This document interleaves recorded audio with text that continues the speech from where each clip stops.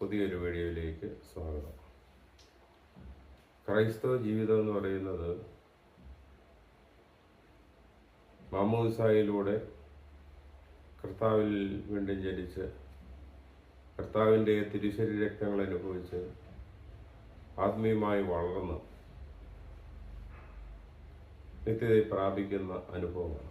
ഒരു ക്രിസ്ത്യാനിയുടെ ജീവിതം വളരെ വ്യക്തമായിട്ട് വരച്ചു കാണിക്കുന്ന ദൈവശാസ്ത്രത്തിൻ്റെ ഗീതം സുറിയാനി സഭയുടെ യാമപ്രാർത്ഥനകളിൽ കെംതാ നമസ്കാരത്തിൻ്റെ 6-ാം മണിയുടെ ഗീതത്തിൽ വളരെ വ്യക്തമായിട്ട് പറയുന്നുണ്ട്.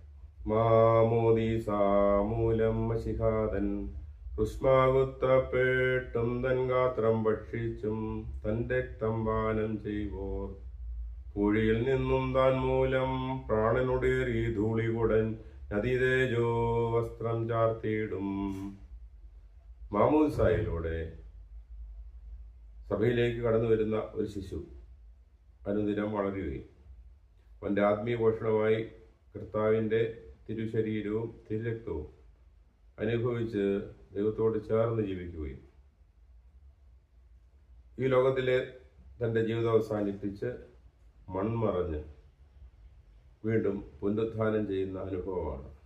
അത് വളരെ വ്യക്തമായിട്ട് ആ ഒരൊറ്റ ഗീതത്തിൽ ഒരു ക്രൈസ്തവൻ്റെ ജീവിതം വരച്ച് കാണിക്കുകയാണ്. ലിറ്റർജിയിൽ നമ്മുടെ വിശ്വാസ സത്യങ്ങൾ പിതാക്കന്മാരുടെ പ്രാർത്ഥനയിൽ ജാഗരണത്തിൽ ഇരുന്ന് അത് രചിച്ചിട്ടുണ്ട്. സുറിയാനി സഭയുടെ 7 യാമപ്രാർത്ഥനകളിൽ മുഴുകിയിരിക്കുമ്പോൾ തീർച്ചയായിട്ടും ദൈവവിശ്വാസവും ദൈവത്തോട് അടുപ്പവും മാത്രമല്ല ഒരു ക്രൈസ്തവൻ്റെ ജീവിതപ്രകാരമാണെന്ന് പിതാക്കന്മാർ പ്രാർത്ഥനയിലൂടെയും ധ്യാനത്തിലൂടെയും വരച്ച് കാണിച്ചിട്ടുണ്ട്.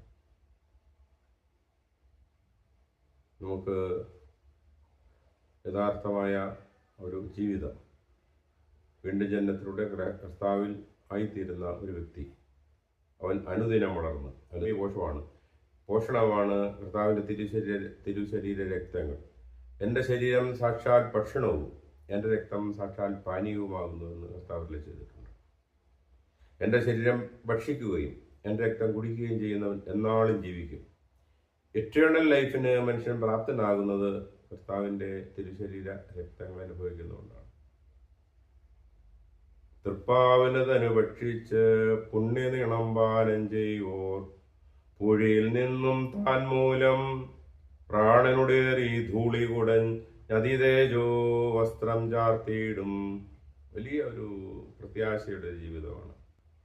മൺമറഞ്ഞു പോയതിനു ശേഷം പുഴയിൽ നിന്ന് എഴുന്നേറ്റ് തേജസ്സിൻ്റെ വസ്ത്രം ധരിച്ചുകൊണ്ട് നിത്യതയിൽ മാലാഖമാർക്ക് സമരമായിട്ട് ജീവിക്കുവാൻ ഓരോ ക്രൈസ്തവരോടും ആഹ്വാനം ചെയ്യുന്ന അല്ലെങ്കിൽ ആ വിശ്വാസത്തെ ഉറപ്പിക്കുന്ന ഈ ലിറ്ററിയുടെ ഭാഗം നമുക്ക് കൂടുതൽ ദൈവത്തിൽ ആശ്രയിച്ച് ജീവിക്കുവാൻ ഉപകരിക്കട്ടെ എന്ന് ആശംസിക്കുന്നു.